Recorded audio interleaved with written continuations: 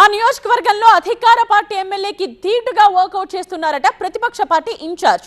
ఆయన రాజకీయాలకు కొత్త అయినా టీడీపీ వాళ్ళు సై అంటే సై సై అంటున్నారట.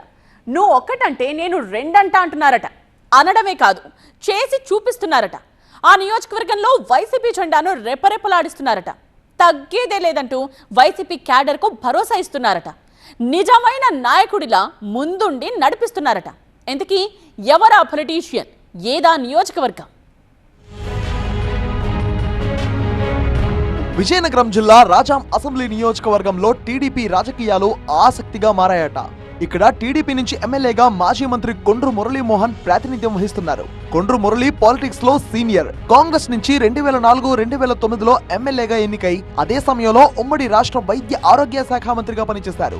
రాజాంలో గట్టి పట్టున నేతగా కొండ్రు పేరు తెచ్చుకున్నారు. ఈయనకు తోడు ఇక్కడ టీడీపీలో మరో నేతగా ఎమ్మెల్సీ కావలి గ్రీష్మ ఉన్నారు. ఆమె మాజీ స్పీకర్ కావలి ప్రతిభా భారతి కుమార్తె.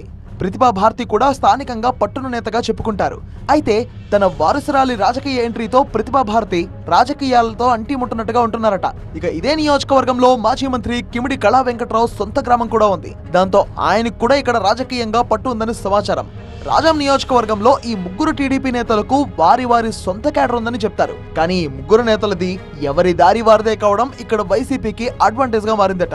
ఈ ముగ్గురు ఒకే తాటిపైకి రాకపోవడం, టీడీపీ క్యాడర్ కూడా 3 వర్గాలుగా ముక్కలవడం ప్రతిపక్ష వైసీపీకి కలిసొచ్చే అంశంగా మారిందని లోకల్ టాక్. అధికార పార్టీకి ఉన్న ఈ ప్రతికూలతల్నే రాజాం వైసీపీ ఇన్ఛార్జ్ తలే రాజేష్ అవకాశంగా మలుచుకుంటున్నారట. రాజేష్ కూడా రాజకీయ వారసత్వం ఉన్న నేత అని చెప్తారు. ఈయన తండ్రి తలే భద్రయ్య గతంలో పాలకొండ నియోజకవర్గం నుంచి 2 సార్లు ఎమ్మెల్యేగా ఎన్నికయ్యారు. ప్రస్తుతానికి భద్రయ్య రాజకీయ రిటైర్మెంట్ తీసుకున్న తర్వాత ఆయన వారసుడిగా రాజేష్ పాలిటిక్స్ లోకి ఎంట్రీ ఇచ్చారు. రాజేష్ ఆయన భార్య ఇద్దరు రాజాం నియోజకవర్గంలో ప్రముఖ వైద్యులు. దీంతో వాళ్లు తేలిగ్గానే ప్రజల్లోకి చొచ్చుకుపోయారు. అది రాజేష్ పాలిటిక్స్ కి కొంతమేరకు అనుకూలంగా మారిందట. 2024 ఎన్నికలకు ముందు రాజకీయాల్లో ఎంట్రీ ఇచ్చిన రాజేష్ రాజాం నియోజకవర్గం నుంచి ఎన్నికల బరిలోకి దిగారు. రాజకీయాల్లో కొత్తగా వచ్చినప్పటికీ తన రాజకీయ ప్రత్యర్థి కొండ్రు మురళికి గట్టి ఫైట్ ఇచ్చారు.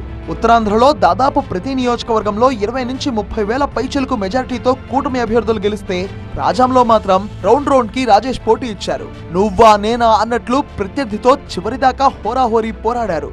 అతి తక్కువ ఓట్ల తేడాతో ఓటమి పాలయ్యారాయన. రాజాం టీడీపీలో 3 ముక్కలాట నడుస్తుండటంతో పాటు గత ఎన్నికల్లో తక్కువ ఓట్ల తేడాతో ఓడిపోవడం రాజేష్ కి బూస్టప్ ఇచ్చిందట. ఆయనలో కాన్ఫిడెన్స్ లెవెల్ ను పెంచేసిందట. రాబోయే ఎన్నికల్లో రాజాం నియోజకవర్గంలో పట్టు బిగించాలి అన్న టార్గెట్ తో ఆయన స్పీడ్ పెంచారట.